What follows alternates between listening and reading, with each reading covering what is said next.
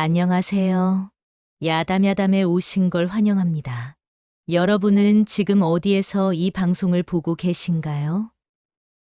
댓글로 지역을 남겨주시면 그곳까지 행운이 깃들기를 항상 기원하겠습니다. 늘 함께 해주셔서 감사합니다. 그럼 지금부터 야담야담 시작하겠습니다. 옛날 옛적 조선 중종 마렵 강호 남쪽 끝자락에 바람골이라 불리는 외진 고을이 있었습니다. 사방이 산으로 둘러싸여 바람만이 자유로이 드나드는 곳이라 하여 붙은 이름이었지요. 그해 봄부터 바람골엔 흉흉한 기운이 감돌았습니다. 겨울이 길었던 탓에 보리는 제대로 여물지 못했고 백성들은 풀뿌리와 나무 껍질로 끼니를 때우기 일쑤였지요. 설상가상으로 관아에서는 세금을 독촉하는 횟수가 부쩍 잦아졌습니다. 들리는 말로는 새로 부임할 현감이 탐욕이 심하다던데 아이고 우리 같은 백성들이 또 어찌 살라고. 장터에 모인 백성들은 한숨 섞인 이야기를 주고받았습니다. 마을 어귀 느티나무 아래에 선 노인들이 고개를 절레절레 흔들며 하늘만 쳐다보았지요. 먹구름이 바람골을 뒤덮으려는 듯 하늘마저 어둑어둑했습니다. 그 바람골에 춘길이라는 사내가 살고 있었습니다. 춘길은 마을 사람들 사이에서 바보 춘길로 통했지요. 그가 바보라 불린 까닭은 말이 어눌하고 행동이 느렸기 때문이었습니다. 하지만 무엇보다도 사람들이 그를 바보라 여긴 이유는 따로 있었지요. 춘길은 매일같이 늙은 노모를 업고 다녔습니다. 산으로 올라가 장작을 구할 때도 장터에 나가 곡식을 얻을 때도 언제나 노모를 등에 업고 다녔지요. 저런 큰 사내가 어미를 업고 다니다니 참으로 한심하구나. 멀쩡한 두 다리가 있거늘 저리 식충이처럼 업혀만 다니시니 저 높아도 염치가 없지. 마을 사람들은 혀를 끌끌 차며 손가락질을 했습니다. 춘길의 옷은 언제나 기워 입은 누더기였고 노모가 앓는 병의 약 냄새가 온몸에 배어 있었지요. 그래서 남녀노소 할 것 없이 모두들 춘길을 멀리했습니다. 춘길의 노모는 다리를 쓰지 못하는 병환을 앓고 계셨습니다. 약값을 마련하기 위해 춘길은 새벽부터 밤까지 산을 오르내렸지요. 어미, 오늘은 나무가 많이 모였습니다. 팔면 약값이 되겠지요. 춘길은 등에 업힌 노모께 말을 건넬 때마다 환한 웃음을 지었습니다. 하지만 춘길은 아랑곳하지 않았습니다. 그저 환한 미소를 띠며 노모를 업고 묵묵히 제 갈 길을 갈 뿐이었지요. 그의 마음만큼은 누구보다 맑고 고왔던 것입니다. 그 바람골에는 강진공이라는 명문 양반이 살고 있었습니다. 강진공 댁에는 운비라는 외동딸이 있었지요. 운비는 어려서부터 총명하고 온화하기로 소문이 자자했습니다. 글을 읽으면 단번에 뜻을 깨쳤고 바느질 솜씨도 남달랐지요. 그 무엇보다 운비의 마음씨는 누구보다 곱고 따뜻했습니다. 하지만 운비는 양반가의 규수로서 채통을 지켜야 했습니다. 함부로 바깥 출입을 할 수도 없었고 사랑채 너머의 일에 깊이 나서지도 못했지요. 운비는 가끔 창틀 너머로 마을 풍경을 바라보곤 했습니다. 그럴 때면 종종 춘길이 노모를 업고 지나가는 모습이 눈에 들어왔지요. 저 사람이 바보 춘길이로구나. 운비는 마을 사람들이 하는 말을 들어 알고 있었습니다. 어릴 적 한두 번 스쳐 지나간 적이 있었으나 그저 측은한 마음만 들었을 뿐이었지요. 춘길을 볼 때면 운비는 안쓰럽다는 생각이 들었습니다. 하지만 그 이상도 그 이하도 아니었지요. 운비의 마음속에 춘길은 그저 불쌍한 바보일 따름이었습니다. 바람골 사람들은 춘길을 볼 때마다 손가락질을 했습니다. 저기 바보 춘길이 온다. 아이들은 춘길을 보면 돌을 던지며 놀렸습니다. 춘길이 노모를 업고 지나갈 때면 코를 막으며 도망쳤지요. 냄새나, 냄새나, 바보 춘길, 바보 춘길. 아이들의 놀림에도 춘길은 그저 환하게 웃을 뿐이었습니다. 등에 업힌 노모가 상처받을까봐 서두르지도 않았지요. 어른들도 마찬가지였습니다. 장터에서 춘길이 나무를 팔려 하면 사람들은 고개를 돌렸습니다. 저런 사람한테 물건을 사면 재수가 없어. 그래게 말일세. 저리 불쌍하게 사는 건 다 까닭이 있는 법이지. 심지어 절간의 스님들조차 춘길을 보면 시주를 주지 않았습니다. 춘길의 마음이 착하다는 것을 알면서도 겉모습만 보고 판단했던 것이지요. 운비 역시 창가에서 그런 광경을 볼 때면 안타까운 마음이 들었습니다. 하지만 그뿐이었지요. 양반과 교수로서 천한 상민에게 깊은 관심을 둘 수는 없었던 것입니다. 그해 초여름 바람골에는 유난히 더운 날씨가 이어졌습니다. 운비는 안채에서 답답함을 느끼며 창밖을 바라보았습니다. 마침 강진공이 운비를 불렀지요. 운비야, 날씨가 이리 무더운데 계곡에 다녀오는 것이 어떻겠느냐? 계곡이라니요, 아버님? 바람골 북쪽 끝자락에 물이 맑기로 유명한 계곡이 있단다. 종년 하나를 데리고 다녀오거라. 강진공은 딸이 답답해하는 것을 알고 있었습니다. 양반과 교수가 함부로 바깥 출입을 하는 것은 채통에 어긋나는 일이었으나 계곡 정도는 괜찮으리라 여긴 것이지요. 운비는 기쁜 마음으로 고개를 숙였습니다. 감사합니다, 아버님. 이튿날 이른 아침, 운비는 종년 한 명을 데리고 계곡으로 향했습니다. 계곡에 이르니 물소리가 청아하게 울려 퍼졌습니다.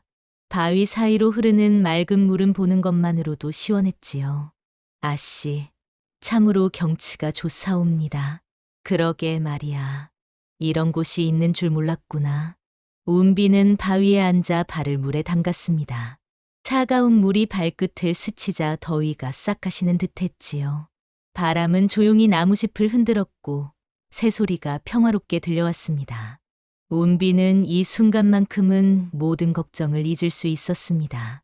운비가 물가에서 한가로이 시간을 보내고 있을 때였습니다. 갑자기 종년이 떨리는 목소리로 외쳤습니다. 아씨. 저기를. 운비가 고개를 들어 바라보니 숲속에서 커다란 산짐승이 나타났습니다. 몸집이 송아지만 한 멧돼지였지요.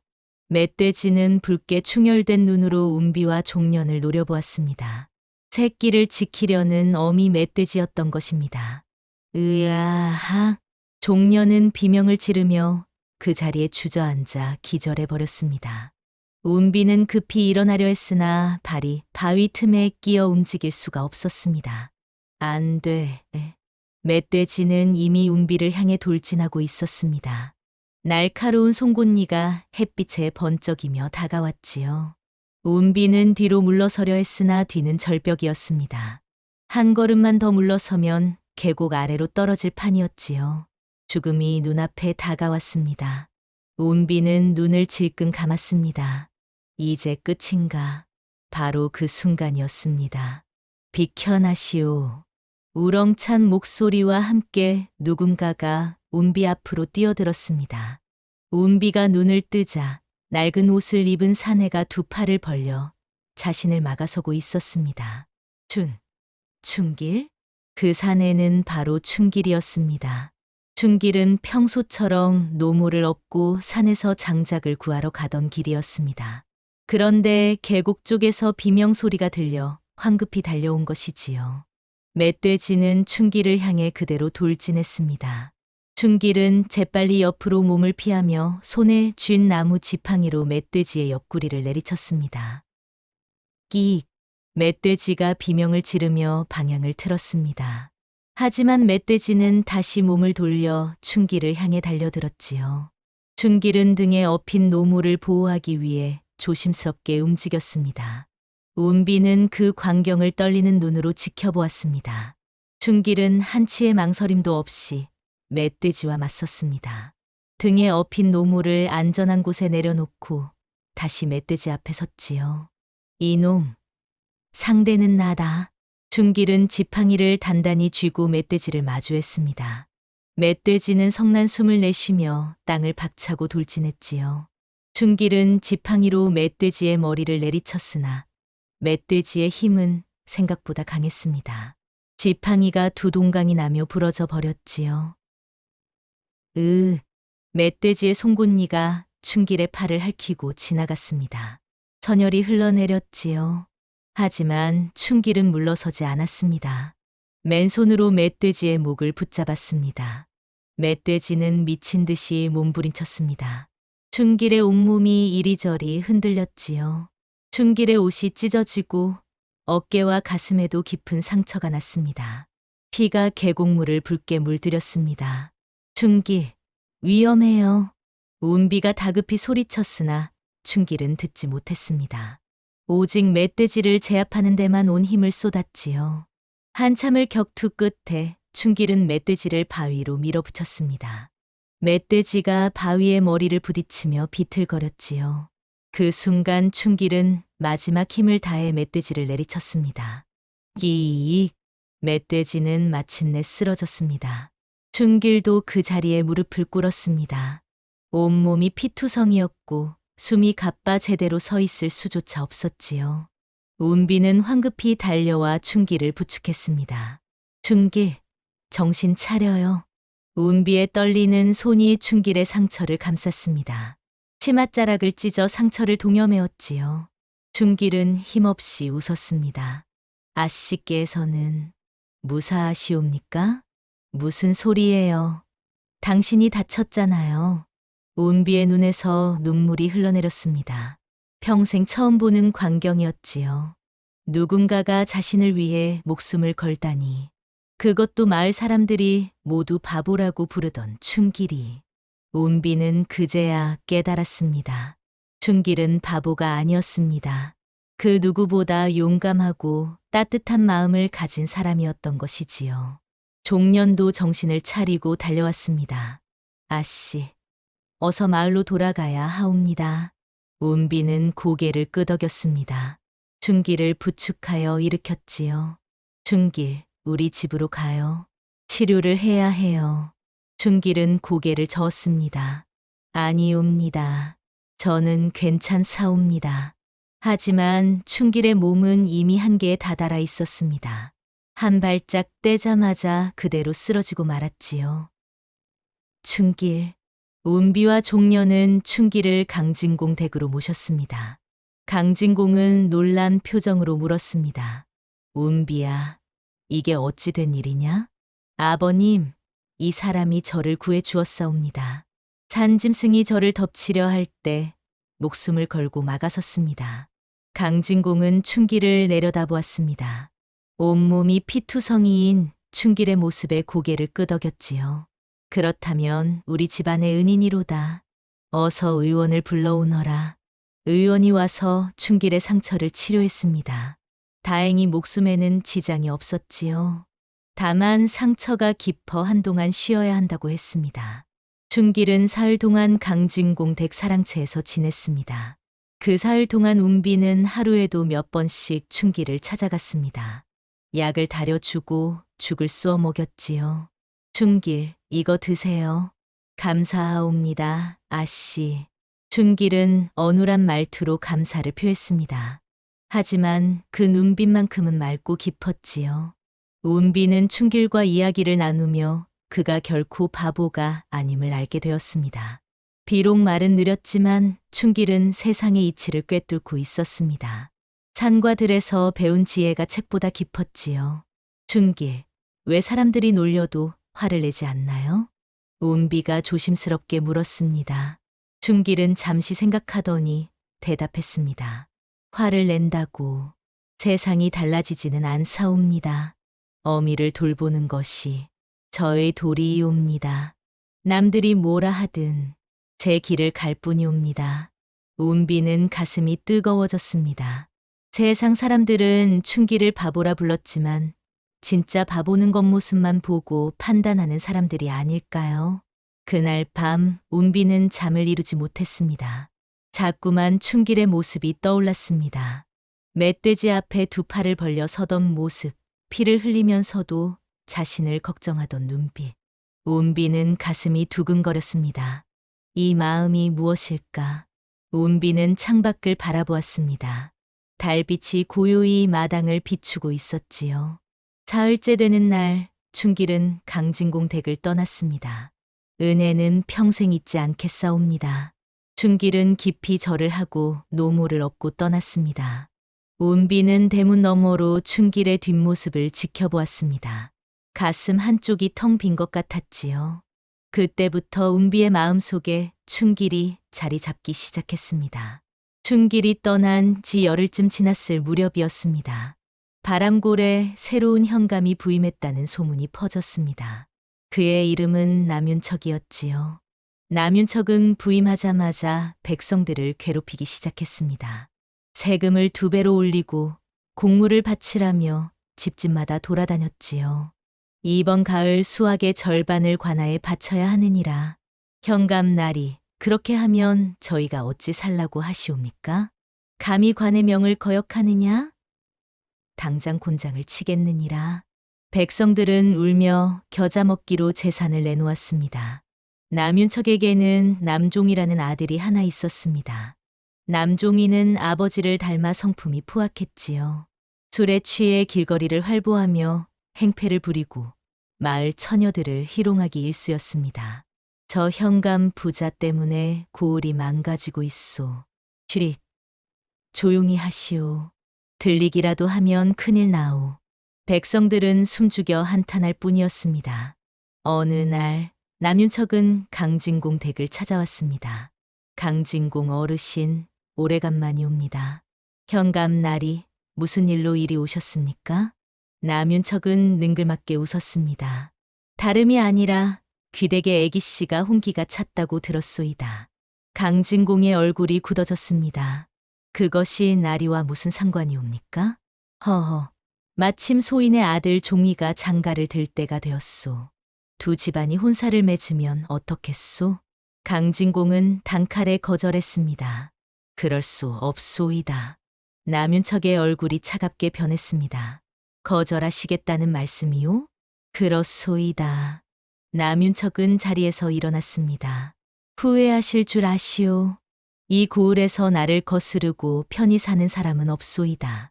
그렇게 말을 남기고 남윤척은 떠났습니다. 강진공은 깊은 한숨을 내쉬었습니다. 저 자가 무슨 짓을 저질지 모르겠구나.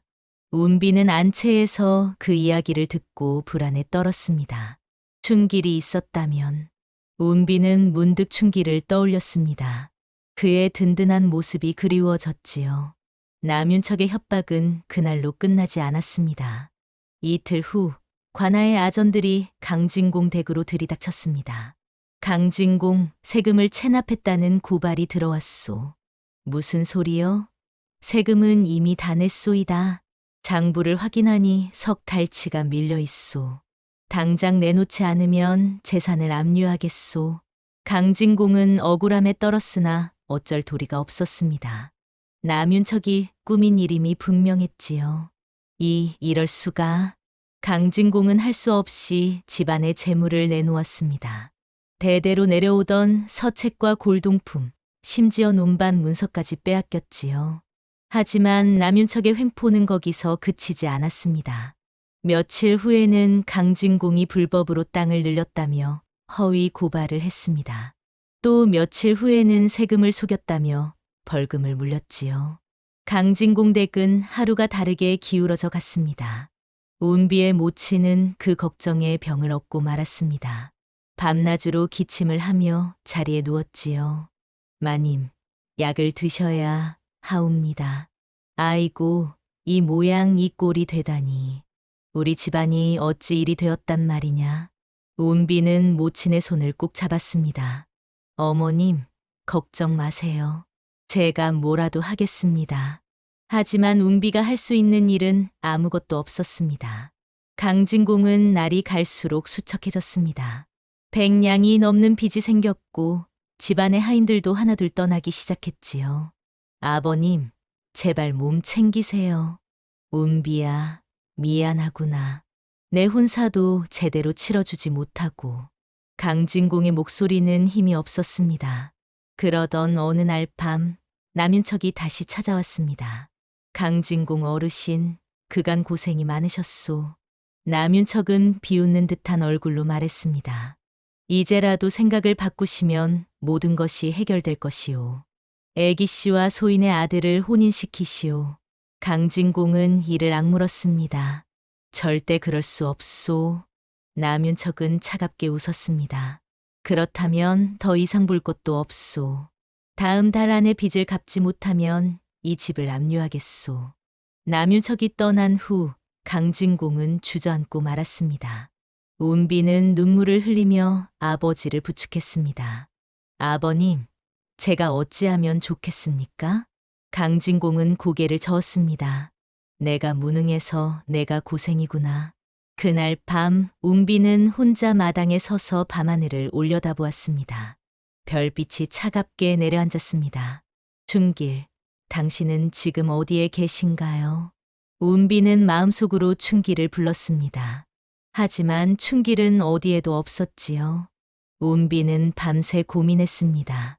가만히 앉아서 집안이 무너지는 것을 지켜볼 수는 없었습니다. 그렇다고 남종이와 혼인할 수도 없는 일이었지요. 춘길이라면 운비는 문득 깨달았습니다. 자신의 마음속에 춘길이 자리 잡고 있다는 것을 말이지요. 바보라고 불렸던 그 산에 목숨을 걸고 자신을 구해준 그 사람. 운비가 진정으로 믿을 수 있는 사람은 춘길뿐이었습니다. 이틀 후 새벽 운비는 종년을 시켜 춘길을 몰래 불렀습니다. 아씨께서 급히 뵙자 하십니다. 춘길은 놀라며 강진공 댁 뒷문으로 찾아왔습니다. 아씨, 무슨 일이시옵니까? 운비는 춘길의 손을 꼭 잡았습니다. 춘길, 저를 도와주실 수 있겠어요? 무엇이든 말씀하시옵소서. 운비는 깊은 숨을 들이쉬었습니다. 춘길, 그대는 바보가 아니에요. 제가 알고 있습니다. 그대의 마음속에는 누구보다 깊은 지혜가 있다는 것을요. 춘길은 고개를 숙였습니다. 아씨께서 과찬이십니다. 아니에요. 저는 이제 알았어요. 세상 사람들이 뭐라 하든 그대야말로 진정한 사람이라는 것을요. 운비는 품속에서 2개의 보따리를 꺼냈습니다. 하나는 돈 보따리였고 하나는 책 보따리였지요. 이것을 드릴게요. 이것이 무엇이옵니까? 돈은 어머니의 약값과 장례를 위해 쓰세요. 그리고 책으로 글 공부를 하세요. 춘길은 황급히 손을 저었습니다. 안 되옵니다. 아씨. 이런 귀한 것을 어찌 받겠습니까? 운비는 춘길의 손에 보따리를 꼭 쥐어주었습니다. 춘길, 들어주세요. 이것은 제 부탁이에요. 운비의 눈에서 눈물이 흘러내렸습니다. 저는 그대만 믿을 수 있어요. 그대가 아니면 우리 집안을 구할 사람이 없어요. 춘길은 떨리는 목소리로 물었습니다. 제가 무엇을 하면 되옵니까? 운비는 춘길의 눈을 똑바로 바라보았습니다. 내게 걸맞은 사람이 되어 돌아와 주세요. 글을 배우고 세상의 이치를 깨우쳐 주세요. 그래서 이 고을을 구해 주세요. 춘길은 가슴이 뜨거워졌습니다. 운비가 자신을 믿어준다는 사실에 눈물이 날 것 같았지요. 아씨, 소희는 약속해 주세요. 꼭 돌아와 주세요. 춘길은 깊이 고개를 숙였습니다. 명심하겠사옵니다. 반드시 아씨께 보답하겠사옵니다. 달빛이 2 사람을 비추었습니다. 운비는 춘길의 손을 놓았습니다. 어서 가세요. 들키면 안 돼요. 춘길은 보따리를 품에 안고 뒷문을 나섰습니다. 한 걸음 한 걸음 걸을 때마다 마음이 무거워졌지요. 운비는 춘길의 뒷모습이 사라질 때까지 지켜보았습니다. 춘길, 꼭 돌아와 주세요. 춘길은 운비에게서 받은 돈 보따리를 열어보았습니다. 은자가 가득 들어 있었지요. 춘길은 그 돈으로 먼저 노모의 약을 구했습니다. 어미, 이제 좋은 약을 드실 수 있습니다. 얘야, 이 돈이 어디서 난 것이냐? 예님께서 주셨사옵니다. 노모는 아들의 손을 꼭 잡았습니다. 춘길아, 너는 착한 아이다. 그 은혜를 꼭 갚거라. 예. 어미. 그로부터 한 달 후, 노모는 편안히 눈을 감으셨습니다. 좋은 약을 드시고 마지막 날들을 편히 보내신 것이지요. 춘길은 남은 돈으로 노모의 장례를 정성껏 치렀습니다. 작은 산자락에 묘를 쓰고 사흘 동안 곡을 했지요. 어미, 편히 쉬소서. 아들이 반드시 사람 구실을 하겠나이다. 장례를 마친 춘길은 운비가 준 책 보따리를 열었습니다. 사서삼경과 역사서, 그리고 율법에 관한 책들이 들어 있었습니다. 운비가 정성껏 골라준 책들이었지요. 춘길은 결심했습니다. 아씨의 은혜를 반드시 갚으리라. 춘길은 바람골에서 가장 깊은 산속에 있는 암자를 찾아갔습니다. 그곳에는 해명 스님이라는 덕 높은 스님이 계셨지요. 스님, 소인을 받아주시옵소서. 그를 배우고 싶사옵니다. 해명 스님은 춘길을 위아래로 살펴보았습니다. 그대는 무엇 때문에 그를 배우려 하는가? 은혜를 갚고 싶사옵니다. 그리고 이 고을의 백성들을 구하고 싶사옵니다. 해명 스님은 고개를 끄덕였습니다. 좋다. 그대의 마음이 진실함을 보았노라. 그날부터 춘길의 공부가 시작되었습니다. 새벽 예불을 마치면 글을 읽고, 낮에는 밭일을 도우며, 밤에는 등불을 밝히고 또 글을 읽었습니다. 춘길은 비록 말이 어눌했으나 머리는 명석했습니다. 한 번 읽은 글은 잊지 않았고 뜻을 깨우치는 것도 빨랐지요. 춘길아, 그대는 총명하구나. 감사하옵니다, 스님. 하지만 명심하거라. 글을 배우는 것은 출세를 위함이 아니라 백성을 위함이어야 한다. 명심하겠사옵니다. 춘길은 밤낮으로 공부에 매진했습니다. 겨울에는 손이 얼어붙을 줄 수 없을 지경이었으나 포기하지 않았지요. 아씨를 위해, 백성들을 위해. 춘길의 마음속에는 오직 한 가지 생각뿐이었습니다. 운비의 기대에 부응하는 사람이 되는 것. 그것이 춘길의 유일한 목표였지요. 암자의 등불은 밤새도록 꺼지지 않았습니다. 춘길이 떠난 후 운비의 나날은 더욱 고통스러워졌습니다. 남윤척의 압박은 날로 심해졌습니다. 이제는 아예 노골적으로 혼인을 강요하기 시작했지요. 강진공 다음 달 초하루까지 답을 주시오. 그때까지 혼인을 승낙하지 않으면 이 집을 압류하겠소. 현감나리, 제발 너그러이 보아주시오. 내 이미 충분히 기다렸소. 더 이상의 유예는 없소. 강진공은 남윤척 앞에 무릎을 꿇었으나 소용없었습니다. 운비의 모친은 그 소식을 듣고 더욱 심하게 알아누웠습니다. 운비야, 미안하구나. 내가 이런 고생을 하다니. 어머님, 괜찮습니다. 걱정 마세요. 하지만 운비의 마음은 괜찮지 않았습니다. 밤마다 눈물로 베개를 적셨고 창밖만 바라보며 춘길을 그리워했지요. 춘길, 지금 어디에 계신가요? 공부는 잘하고 계신가요? 운비는 춘길에게 준 책을 떠올렸습니다. 춘길이 그 책들을 읽으며 밤을 지새우고 있을 모습을 상상했지요. 한편 남종이는 술에 취해 강진공 댁 앞을 서성이며 행패를 부렸습니다. 강진공, 딸을 내놓으시오. 어차피 내 신부가 될 사람 아니오. 저 버르장머리 없는 놈을. 강진공은 분노했으나 어찌할 도리가 없었습니다. 현감의 아들을 함부로 대할 수 없었던 것이지요. 운비는 안채 깊숙이 숨어 지냈습니다. 마을 사람들도 강진공 댁을 동정했으나 아무도 나서지 못했습니다. 불쌍하게도 저 명문가가 저리 무너지다니. 현감 부자가 너무 지독하오. 하지만 우리가 뭘 할 수 있겠소. 백성들은 속으로만 안타까워할 뿐이었습니다. 어느 날 밤 운비는 춘길을 만난 그 뒷문으로 나가 보았습니다. 달빛이 고요히 마당을 비추고 있었습니다. 춘길, 어서 돌아오세요. 당신만이 우리를 구할 수 있어요. 운비는 눈물을 흘리며 하늘을 올려다보았습니다. 그때였습니다. 문 밖에서 종년이 다급히 뛰어왔습니다. 아씨, 큰일 났사옵니다. 무슨 일이오? 현감이 내일 다시 찾아온다고 하옵니다. 이번에는 반드시 답을 받아가겠다고 하옵니다. 운비는 온몸이 얼어붙는 것 같았습니다. 내일이면 모든 것이 결정되는 것이었습니다. 혼인을 받아들이거나 아니면 집안이 완전히 무너지거나. 운비는 하늘을 향해 간절히 빌었습니다. 춘길, 제발 어서 돌아와 주세요. 그로부터 3년의 세월이 흘렀습니다. 춘길은 암자에서 밤낮으로 글을 읽었습니다. 해명 스님의 가르침 아래 사서삼경을 통달했고 율법과 세상의 이치를 깨우쳤지요. 3년째 되는 봄, 춘길은 과거를 보러 한양으로 떠났습니다. 스님, 다녀오겠사옵니다. 춘길아, 그대의 뜻을 이루기를 바라노라. 춘길은 한양에서 과거 시험을 치렀습니다. 3년간 쌓은 실력을 모두 쏟아부었지요. 며칠 후 방이 나붙었습니다. 장원급제. 평민 출신으로는 보기 드문 일이었습니다.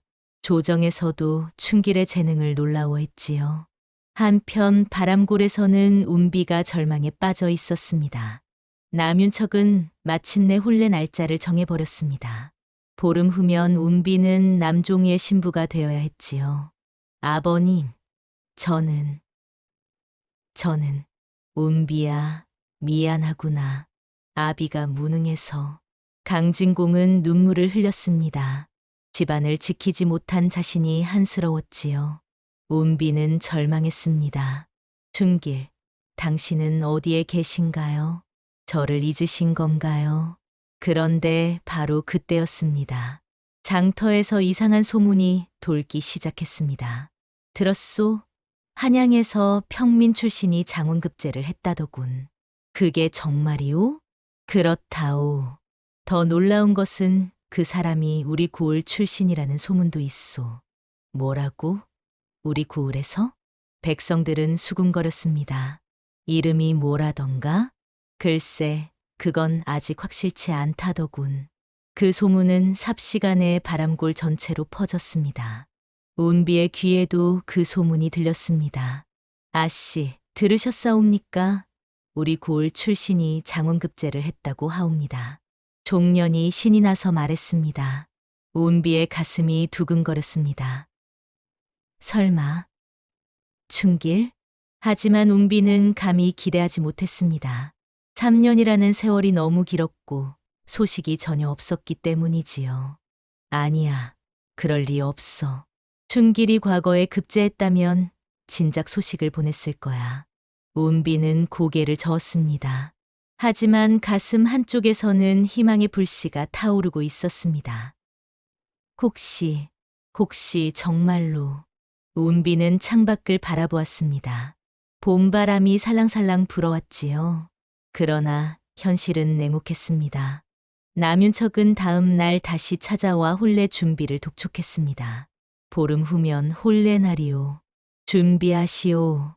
운비의 희망은 다시 절망으로 바뀌었습니다. 드디어 그날이 왔습니다. 혼례 날 아침, 강진궁 댁은 슬픔에 잠겨 있었습니다. 기쁨으로 가득해야 할 혼례 날이 마치 장례식 같았지요. 운비는 혼례복을 입었습니다. 붉은 치마와 저고리, 머리에는 족두리를 얹었지요. 거울에 비친 자신의 모습을 보며 운비는 눈물을 흘렸습니다. 아씨, 우시면 화장이 지워지옵니다. 종년이 눈물을 닦아주었으나 운비의 눈물은 멈추지 않았습니다. 모두 제 탓이에요. 제가 더 강했어야 했는데. 아씨, 그런 말씀 마시옵소서. 강진공은 사랑채에서 술을 마시고 있었습니다. 딸을 저런 놈에게 시집 보내야 하는 자신이 한심했지요. 이 무능한 아비를 용서하거라, 운비야. 운비의 모친은 병석에 누워 울고 있었습니다. 내 딸이, 내 불쌍한 딸이. 오시오 후 1시가 되자 관아에서 가마가 왔습니다. 남종이는 신랑 복장을 하고 거드름을 피웠습니다. 허허, 오늘부터 강아씨가 내 사람이 되는구나. 남종이는 술에 취해 비틀거렸습니다. 얼굴은 붉게 상기되어 있었고 입에서는 술 냄새가 진동했지요. 혼례 의식이 시작되었습니다. 운비는 종년의 부축을 받으며 마당으로 나왔습니다. 초래청에는 초래상이 차려져 있었지요. 남종이는 희죽희죽 웃으며 운비를 바라보았습니다. 신부가 참으로 아름답구려. 운비는 고개를 들지 못했습니다. 차라리 죽고 싶은 심정이었지요. 혼례를 집전하는 관리가 말을 시작했습니다. 이제 두 사람은 천지신명 앞에. 바로 그때였습니다. 멀리서 말발굽 소리가 들려왔습니다. 땅땅땅땅. 처음에는 아무도 신경 쓰지 않았습니다. 하지만 말발굽 소리는 점점 가까워졌고 곧 수십 필의 말이 달려오는 소리로 변했지요. 무슨 소리요? 남종이가 의아해하며 고개를 돌렸습니다. 운비도 고개를 들었습니다. 대문 밖이 술렁거리기 시작했습니다. 저게 뭐요? 말들이 오고 있소. 백성들이 웅성거렸습니다. 그때 대문이 벌컥 열렸습니다. 말을 탄 관리들이 일제히 들어섰습니다. 그들의 손에는 붉은 깃발이 휘날리고 있었지요. 깃발에는 금색 글자가 새겨져 있었습니다. 암행어사 출두. 운비의 심장이 멎을 듯했습니다. 관리들이 일제히 말에서 내렸습니다. 그들의 앞에서 검은 도포를 입은 사람이 천천히 걸어 들어왔습니다. 얼굴은 가스로 가려져 있어 보이지 않았지요. 전하의 명을 받든 암행어사 출두하였노라. 우렁찬 목소리가 마당에 울려 퍼졌습니다. 온 고을이 순식간에 술렁거렸습니다. 암행어사라고? 저 분이 암행어사란 말이오? 백성들은 놀라움에 입을 다물지 못했습니다. 남윤척은 안색이 창백해졌습니다. 암행어사? 이게 무슨... 남종이는 술에 취한 채로 비틀거렸습니다. 뭐야? 누가 감히 내 혼례를 방해하는 거야? 어사는 천천히 마당을 둘러보았습니다. 이곳에 현감 남윤척이 있느냐? 남윤척은 떨리는 다리로 앞으로 나섰습니다. 소인이 남윤척이 옵니다. 그리고 그대의 아들 남종이도 있느냐? 예. 어사는 손을 들어 관리들에게 명했습니다. 저 두 사람을 잡아라. 예. 금부 관리들이 순식간에 남윤척과 남종이를 붙잡았습니다. 이게 무슨 짓이오? 나는 현감이오. 남윤척이 발버둥 쳤으나 소용없었습니다. 어사나리, 제가 무슨 잘못을 했단 말이옵니까? 어사는 품에서 두루마리를 꺼냈습니다. 남윤척, 그대는 부임한 일에 백성을 괴롭히고 세금을 횡령했으며 무고한 양반가를 탄압하고 강제 혼인을 시도했다. 그 죄목이 일일이 열거할 수 없을 정도로 많도다. 백성들은 환호했습니다. 그렇소. 저 자가 우리를 괴롭혔소. 백성들의 재산을 빼앗았소. 남윤척은 땅에 엎드렸습니다. 어사나리, 용서하여 주시옵소서. 어사는 차갑게 말했습니다. 용서는 없다. 그대는 파직되었으며 즉시 한양으로 압송될 것이다. 운비는 그 광경을 믿을 수 없다는 표정으로 지켜보았습니다. 혼례는 중단되었고 마당은 혼란에 빠졌지요. 강진공은 사랑채에서 뛰어나왔습니다. 이게 어찌 된 일이오? 어사는 강진공을 향해 고개를 숙였습니다. 강진공 어르신, 오래 고생하셨습니다. 강진공은 어리둥절했습니다. 운비는 어사를 바라보았습니다. 가스로 가려진 얼굴, 하지만 그 목소리가 왠지나 찍었습니다. 이 목소리... 혹시... 운비의 가슴이 두근거렸습니다. 어사는 천천히 갓을 벗었습니다.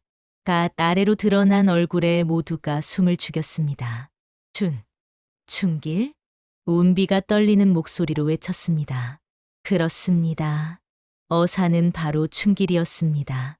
3년 전 바보라고 불리며 노모를 업고 다니던 그 춘길, 운비에게 책을 받아 암자로 들어갔던 그 춘길이 바로 눈앞에 서 있었던 것이지요.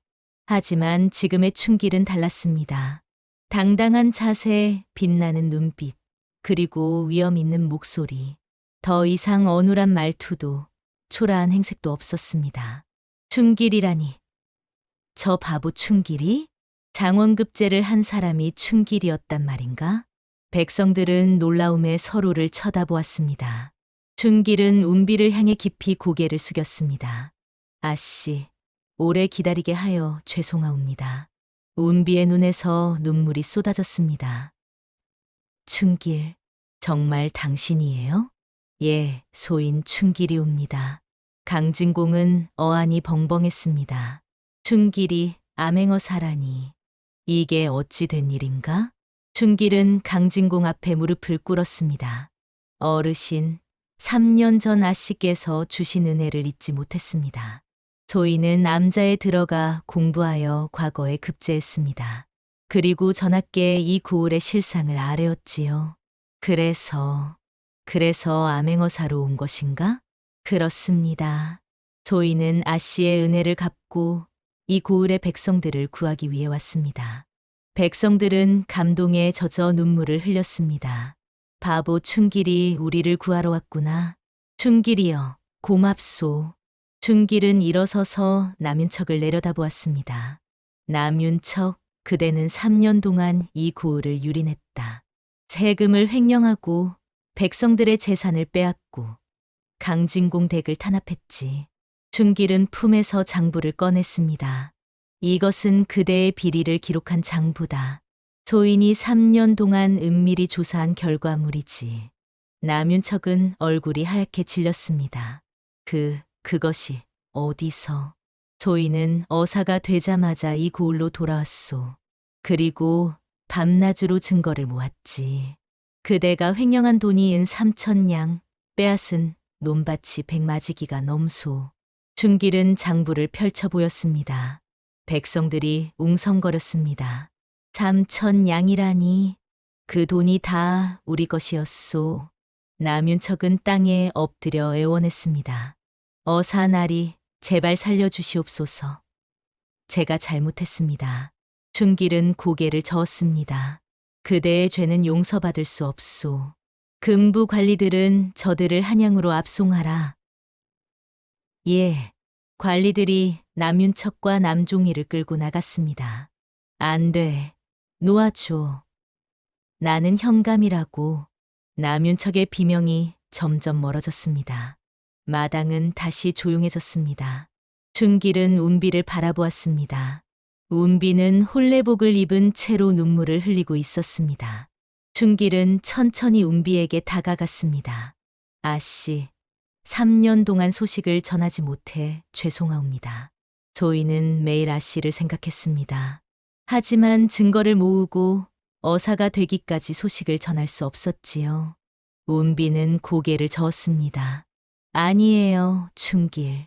당신은 약속을 지켰어요. 내게 걸맞은 사람이 되어 돌아왔잖아요. 춘길은 무릎을 꿇었습니다. 아씨, 소인이 감히 청하옵니다. 소인에게 아씨를 평생 지킬 기회를 주시옵소서. 운비의 눈에서 눈물이 쏟아졌습니다. 강진공이 앞으로 나섰습니다. 춘길, 일어나게. 그대는 이미 우리 집안의 은인이네. 춘길이 일어서자 강진공은 그의 손을 잡았습니다. 그대는 진정한 선비로다. 내 딸을 부탁하네. 백성들은 환호했습니다. 만세, 춘길 어사 만세. 바람골에 평화가 왔소. 춘길은 금부 관리들에게 명했습니다. 남윤척이 횡령한 재물을 모두 회수하여 백성들에게 돌려주도록 하라. 명심하겠사옵니다. 관리들은 즉시 관하로 달려가 남윤척의 집을 뒤졌습니다. 곳간에는 쌀이 가득했고 금은보화가 넘쳐났지요. 이것이 다 우리 백성들의 것이었구나. 춘길은 백성들을 모아놓고 말했습니다. 여러분, 그동안 고생이 많으셨습니다. 이제 빼앗긴 것을 모두 돌려받으실 수 있습니다. 백성들은 눈물을 흘리며 춘길에게 절을 했습니다. 어사나리, 고맙습니다. 춘길 어사님, 은혜를 잊지 않겠습니다. 춘길은 강진공 댁으로 돌아왔습니다. 어르신, 남윤척에게 빼앗긴 논밭 문서와 재산을 모두 되찾았습니다. 강진공은 춘길의 손을 꼭 잡았습니다. 춘길, 아니, 어사나리, 정말 고맙네. 아닙니다, 어르신. 모두 아씨의 은혜 덕분입니다. 춘길은 운비를 바라보았습니다. 운비는 아직도 믿기지 않는다는 표정이었습니다. 춘길, 정말 당신이 맞아요? 제가 꿈을 꾸는 건 아니지요? 춘길은 미소 지으며 고개를 끄덕였습니다. 아닙니다, 아씨. 이것은 꿈이 아니옵니다. 운비는 춘길에게 다가갔습니다. 3년 동안 정말 힘들었지요? 아닙니다. 아씨를 생각하면 힘든 줄 몰랐습니다. 춘길은 품에서 낡은 책 한 권을 꺼냈습니다. 이것을 기억하십니까? 아씨께서 주신 책 중 하나입니다. 운비는 그 책을 보고 눈물을 흘렸습니다. 맞아요. 제가 드린 사서 삼경이에요. 조이는 이 책을 읽으며 매일 밤 아씨를 떠올렸습니다. 이 책의 첫 장에는 아씨의 글씨가 적혀 있지요. 춘길이 첫 장을 펼치자 거기에는 운비가 적은 글귀가 있었습니다. 하늘은 스스로 돕는 자를 돕는다. 운비는 그 글씨를 보고 가슴이 벅차올랐습니다. 제가 그때 적었던 거예요. 당신이 꼭 성공하기를 바라는 마음으로요. 그 마음을 받았기에 소인이 여기까지 올 수 있었습니다. 강진공이 두 사람을 바라보며 미소 지었습니다. 참으로 아름다운 인연이로다. 그때 밖에서 백성들의 목소리가 들려왔습니다. 춘길 어사님, 춘길 어사님. 춘길이 밖으로 나가자 수십 명의 백성들이 모여 있었습니다. 어사나리, 저희가 준비한 것이 있사옵니다. 백성들은 춘길을 위해 잔치를 준비했습니다. 비록 가난했지만 각자 집에서 조금씩 음식을 가져왔지요. 어사나리께서 우리를 구해주셨으니 이것으로나마 감사를 표하려 합니다. 춘길은 깊이 감동했습니다. 여러분, 고맙습니다. 저희는 여러분의 마음만으로도 충분하옵니다.